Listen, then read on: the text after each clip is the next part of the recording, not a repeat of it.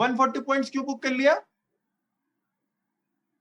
भाई यार मुझे तो पता ही नहीं चला यार, क्या करना है यार, कब निकालना है। बता दे भाई, कुछ तू ही बता दे यार। भाई तू ये बता, एक छोटा सा क्वेश्चन पूछ रहा हूँ। अगर तू एक एग्रेसिव बिजनेसमैन होता और तेरा हम्म। बिजनेस कंटिन्यूअसली ग्रोथ कर रहा है, पहले हाँ। साल 20 करोड़, अगले साल 40 करोड़, उसके बाद 80 करोड़, तो कभी तू उस बिजनेस को पीक पे जाके बंद कर देता क्या? नहीं भाई, नहीं पागल ना। है क्या। तो बस वही वही लॉजिक लगाना है। उस तूने बुक क्यों कर लिया? यार मुझे कुछ समझ ही नहीं आया, मुझे दिखा प्रॉफिट हो रहा है, बुक कर लो यार। तू ही बता दे यार, प्लीज नहीं बता दे भाई। कैसे, क्या अच्छा देखता क्या बता है, कब बुक भाई। करना है। कुछ पॉइंट, दो चार पॉइंट बताता हूँ सिंपल सिंपल से। हाँ अगर बता। तुझे लग रहा है कि किसी कंपनी के अंदर कोई कॉर्पोरेट गवर्नेंस का इशू है, मतलब हाँ। अगर उसकी मैनेजमेंट में तुझे कोई फॉल्ट लग रहा है, तो तू शेयर को बुक कर सकता है। अगर हम्म। तुझे लग रहा है कि कंपनी के प्रॉफिट्स कम हो रहे हैं, इस साल या इस क्वार्टर में 60 करोड़ था, अगले क्वार्टर में 50 करोड़, 40 करोड़, एक डाउन ट्रेंड दिख रहा है, हम्म। तो तू बुक कर सकता है। उसके अलावा भाई, अगर मान ले तुझे लग रहा है कि इकोनॉमिक ग्रोथ नहीं है, हाँ, कंपनी इस समय इकोनॉमी में सरवाइव नहीं कर पाएगी, ये बिजनेस की ग्रोथ नहीं हो पाएगी, तब तो बुक कर सकता है। या फिर अगर तुझे लग रहा है कि कोई एक बहुत ही बड़ा पीयर आ गया है, उसका कोई कॉम्पिटिटर आ गया है बहुत तगड़ा, तब तो उसको बुक कर सकता है। ऐसे नहीं बुक करना है भाई, कोई ना कोई लॉजिक के बाद ही बुक करना है। यार पर ये बता कि ये सब पता कैसे चलेगा मुझे। मैं क्या क्या करूंगा यार, अपना काम करूंगा कि यही सब देखता रह भाई जाऊंगा। भाई ये सब तुझे पता चलेगा, एक यूट्यूब पे एक नया चैनल आया है, फाइनेंस ऑन द रॉक्स, उसको सब्सक्राइब करके। अच्छा भाई, ये कौन सा चैनल है भाई, क्या भाई फाइनेंस ये की बातें एक करते हैं। ये लोग एक कॉमेडी की फॉर्म में पूरे के पूरे कंपनी के बिजनेस मॉडल को, उसकी अर्निंग्स को, उसके फ्यूचर ग्रोथ के प्रोस्पेक्ट्स को, सारी चीजों को बहुत ही अच्छे से एक्सप्लेन करते हैं। भाई मुझे वेट था चल यार, यार, मैं जरूर। वो मुझे जरा कॉल आ रहा है यार मम्मी का, मैं बाद में बात करता हूँ। बाय ठीक है बाय। भाई, ठीक है, ठीक है।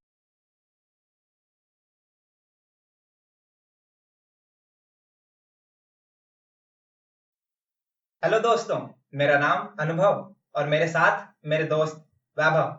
आज आपका स्वागत करते हैं फाइनेंस ऑन द रॉक्स के हमारे यूट्यूब चैनल पर। आज की स्क्रिप्ट का नाम मैस्टेक है। तो वैभव भाई कुछ बताओ यार, हिस्ट्री से शुरू करो मैस्टेक के बारे में, और हमें बताओ इसके लिस्टिंग तक की हिस्ट्री थोड़ी सी। ठीक। तो अनुभव, बेसिकली ये कंपनी जो है, ये कंपनी 1982 में स्टार्ट हुई थी। इस कंपनी के जो करंट सीईओ हैं, वो को फाउंडर थे। हाँ, इनका नाम है अशांक देसाई जी। हाँ, अगर अच्छा। इनकी स्टडीज के बारे में बोला जाए, तो हम्म। इन्होंने बीटेक कर रखा है आईआईटी बॉम्बे से, उसके बाद आईआईएम अहमदाबाद से, जो कि इंडिया के दो बेस्ट कॉलेजेस हैं। हाँ, वहां से इन्होंने कर रखा है बिजनेस एडमिनिस्ट्रेशन से एमबी। ठीक है। और ये प्योर गुजराती हैं, गुजराती लोग को बिजनेस करने, उनसे अच्छा बिजनेस कोई नहीं कर सकता, राइट? भाई हाँ। हाँ। तो बेसिकली ये जो कंपनी है, ये कंपनी ने स्टार्ट किया था सॉफ्टवेयर डेवलपमेंट से, बैक देन। हाँ, अच्छा। और अगर इसके आईपीओ के बारे में बताऊं, तो इसका आईपीओ 1992 में आ गया था। अच्छा, पुरानी कंपनी है काफी। अच्छा भाई, तो यार ऑलमोस्ट कुछ 39 ईयर्स हो। अच्छा, यार पैसे रुपए कहाँ से कमाती है ये, मतलब मेन, थोड़ा बिजनेस के बारे में डिटेल में थोड़ा सा बताओ। ओके। तो बेसिकली अनुभव, ये कंपनी सबसे ज्यादा जो पैसे कमाती है, वो सबसे ज्यादा पैसे कमाती है एप्लीकेशन डेवलपमेंट से। हाँ। अच्छा। उसके अलावा दूसरा, इनका जो पुरानी एप्लीकेशंस हैं, उनके रिन्यूअल और उनके मेंटेनेंस से पैसे कमाते हैं। ऑलमोस्ट एप्लीकेशन डेवलपमेंट से 40%, हाँ, एप्लीकेशन के मेंटेनेंस से 10%। उसके अलावा 35% का रेवेन्यू आता है ओरेकल से। हाँ, अच्छा। Oracle cloud. हाँ, जिसके हम्म। अंदर ईआरपी और सीआरएम, ये सारी सारी चीजें इनकी इंक्लूडेड है। और अच्छा। अगर इनके कस्टमर्स की बात करें, तो इनके कस्टमर्स हैं सबसे ज्यादा, गवर्नमेंट से इनको प्रोजेक्ट्स मिलते हैं। हाँ, गवर्नमेंट के ओके। अलावा रिटेल से इनको प्रोजेक्ट मिलते हैं। उसके अलावा इनके इनके जो क्लाइंट्स हैं, उनके अंदर फॉर्चून 1000 की भी कंपनीज एडेड है। तो बेसिकली ये इस तरीके से ये पैसे कमाते हैं। हम्म। इनकी भी कंपनी, मतलब मैंने देखा कि कंपनी इनकी ज्यादातर यूके और मिडिल ईस्ट की ही है। हाँ। इनके सारे क्लाइंट हाँ, यूके देखो, और मिडिल ईस्ट इनकी के हैं। कंपनी सबसे ज्यादा जो पैसे कमाती है, वो हम्म। यूके, यूएस और इंडिया। ये अच्छा। बेसिकली इनके तीन सबसे बड़े मार्केट्स। ओ, मतलब कि यूरो और डॉलर में कमाते हैं। हम्म। अच्छा भाई, तो यार इनके कुछ शेयर होल्डिंग पैटर्न्स के बारे में भी थोड़ा सा डालते, फोकस थोड़ा हमारा उधर ले जाते। तो अगर शेयर होल्डिंग पैटर्न की बात की जाए, तो इनके जो प्रमोटर ग्रुप है, प्रमोटर ग्रुप के पास ऑलमोस्ट 44% का जो स्टेक है कंपनी में। हाँ, डीआईआईस के पास 12%, एफआईआईस के पास 7% और रिटेल इन्वेस्टर्स के पास 37 से 40% का स्टेक है। और एक बहुत ही नोटेबल जो बात है, हाँ, वो ये है कि इनके जो प्रमोटर है अशांक देसाई जी, उन्होंने कंपनी का जो शेयर खरीदा है, इन्होंने 1.5 लाख शेयर अपने होल्डिंग्स के अंदर ऐड किए हैं और इसका टाइम फ्रेम था 2021 का फरवरी और मार्च का टाइम, जब इनका ऑलरेडी, हाँ, अभी हाल में, और जब इनका शेयर बहुत ही अच्छे से बढ़ा हुआ था। ऑलमोस्ट उन्होंने जो शेयर खरीदे हैं 52 वीक हाई पे खरीदे हैं, उसके अलावा उस समय ऑलमोस्ट 1200 से 1300 रुपए के भाव पे खरीदे। यार फिर इससे क्या मतलब, इससे इंटरप्रेट क्या किया जाए? ओके, तो बेसिकली अनुभव देखो, एक छोटी सा बताता हूँ, ये बताता है कि प्रमोटर का या फिर जो कंपनी के मैनेजमेंट है उसका कितना कन्विक्शन है शेयर के अंदर या फिर कंपनी के अंदर। मतलब एक छोटा सा एग्जांपल देता हूँ, मेरे कोई वो नहीं, मगर यस बैंक है जैसे एग्जांपल, यस बैंक के राणा कपूर जी ने यस बैंक का पूरा अपना स्टेक बेच दिया, और तुम देख ही रहे, उन्होंने स्टेक बेचा कुछ 70-70 रुपए के लेवल्स पे। आज की डेट में जो शेयर है वो 10-15 रुपए के लेवल्स पे है। हाँ, और मगर क्या है, जब कोई प्रमोटर किसी कंपनी के अंदर अपना स्टेक बढ़ाता है या फिर मैनेजर अपना स्टेक बढ़ाती है, तो वो एक पॉजिटिव साइन होता है कि कंपनी की मैनेजमेंट को पक्का यकीन है कि बिजनेस के फ्यूचर प्रोस्पेक्ट्स अच्छे हैं। और भाई ये हम लोग को इसके कंपनी के नंबर्स के अंदर भी दिख रहा है कि कंपनी बहुत ही अच्छे से पैसे कमा रही है, quarter on quarter, year on year बहुत ही अच्छे से इसकी कंपनी की ग्रोथ बढ़ती जा रही है। ओके, तो कुछ प्रॉफिट लॉस के स्टेटमेंट भी है तुम्हारे पास, डेटा है अवेलेबल, कुछ नंबर्स वगैरह? कुछ थोड़े बहुत फाइनेंशियल नंबर्स हैं जो मैंने निकाले हैं, बोलो तो बताओ। प्लीज बताओ यार।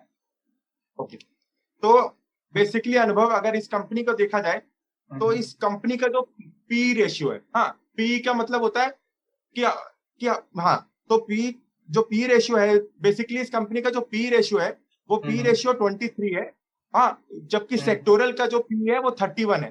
तो मतलब इस कंपनी के अंदर हर 23 रुपए जो तुम इस कंपनी के अंदर लगा रहे हो, उसके बदले में कंपनी तुमको 1 रुपए कमा के दे रही है। हाँ, प्राइस टू अर्निंग रेशियो का मतलब ये होता है। उसके अलावा प्राइस टू बुक रेशियो, ठीक है, प्राइस टू बुक रेशियो 5.28 है इसका, जबकि सेक्टोरल जो है वो 7.87 है। तो काफी सारे पैरामीटर्स के हिसाब से कंपनी तुमको चीप लगती है। जिस हिसाब से कंपनी ग्रोथ दे रही है उस हिसाब से कंपनी काफी चीपर वैल्यूएशन पे अवेलेबल है। डिविडेंड यील्ड इस कंपनी की कुछ ½ % के आसपास है, तो वो उसको तुम नेग्लिजिबल मानो। हाँ, कंपनी की अगर मार्केट कैपिटलाइजेशन बोली जाए तो 5,000 करोड़ से जरा सी कम 4800 करोड़ रुपए के आसपास की मार्केट कैपिटलाइजेशन है कंपनी की। और अगर ये Q4 की बात की जाए, Q4 की, तो भाई इनके जो रेवेन्यूज हैं वो 43% के हिसाब से बढ़े हैं, प्रॉफिट आफ्टर टैक्स 72% के आसपास बढ़ा है।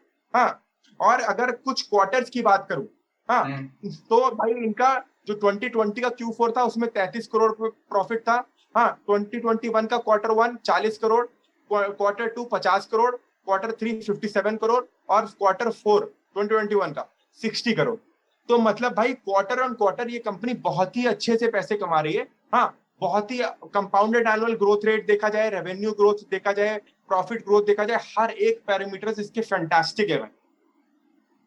मतलब मैं कह सकता हूं कि अगर 2-3 कंपनियों का अगर तुमको नाम बताऊं जो कि आईटी के सेगमेंट में ही है और सबसे अच्छी ग्रोथ दिखा रहे हैं, हाँ, तो भाई वो कंपनीज है परसिस्टेंट सिस्टम, ठीक है, एक केपीआईटी टेक्नोलॉजीज है और एक ये, और दोनों की दोनों कंपनीज जो परसिस्टेंट सिस्टम्स है और मैस्टेक, ये दोनों की दोनों भाई क्लाउड के बिजनेस में काम करते हैं। हाँ, जो क्लाउड का बिजनेस और डिजिटल बिजनेस की ग्रोथ कंटिन्यूअसली बढ़ती चली जा रही है और आगे भी फ्यूचर प्रोस्पेक्ट्स बहुत ही ज्यादा पॉजिटिव है। बात तो सही है यार तुम्हारी, यार सुन के तो काफी अच्छा सा लग रहा है यार। यार ये बताओ कि अगर अभी हाल फिलहाल में कोई इंटरेस्टेड बंदा इन्वेस्ट करना चाहेगा तो कुछ करंट मतलब किस लेवल पे उसको इन्वेस्ट करना चाहिए, क्योंकि अभी तो स्टॉक बहुत ज्यादा ऊपर उठ चुका है। अभी मतलब सस्ता है, महंगा है?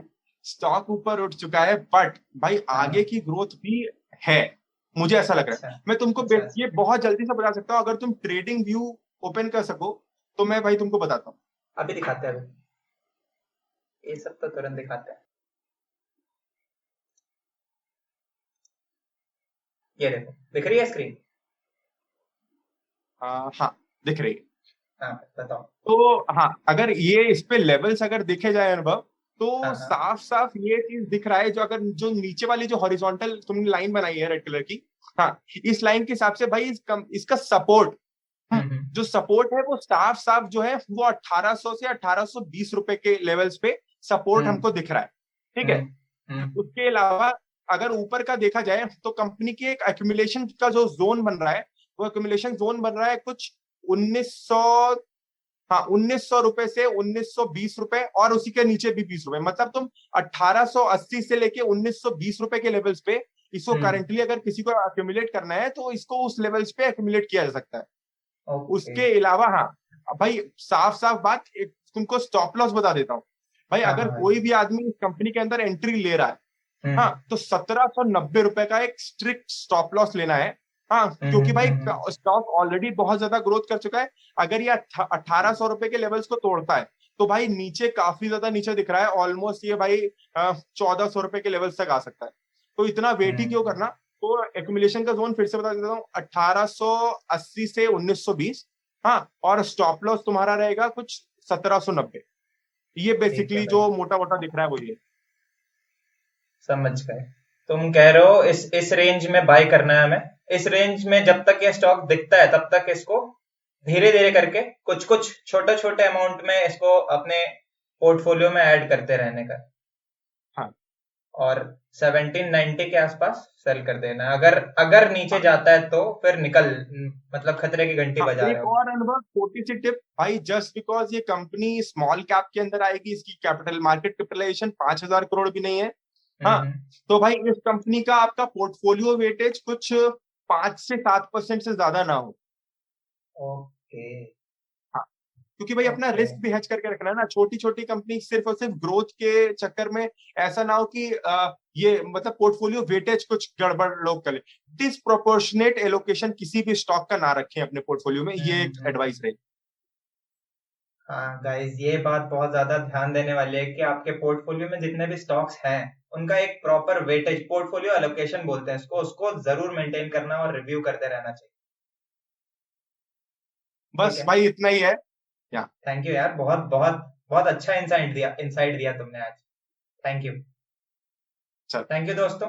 अगर हमारा कंटेंट आपको पसंद आ रहा है तो प्लीज इसको लाइक कीजिए, शेयर कीजिए अपने दोस्तों के साथ, जो भी फ्रेंड्स आपके इन्वेस्ट और करते हैं चैनल उनके को साथ। सब्सक्राइब कीजिए। हाँ ठीक है, थैंक यू। मिलते हैं नेक्स्ट ओके, वीडियो में। Thank you, bye bye. Bye bye.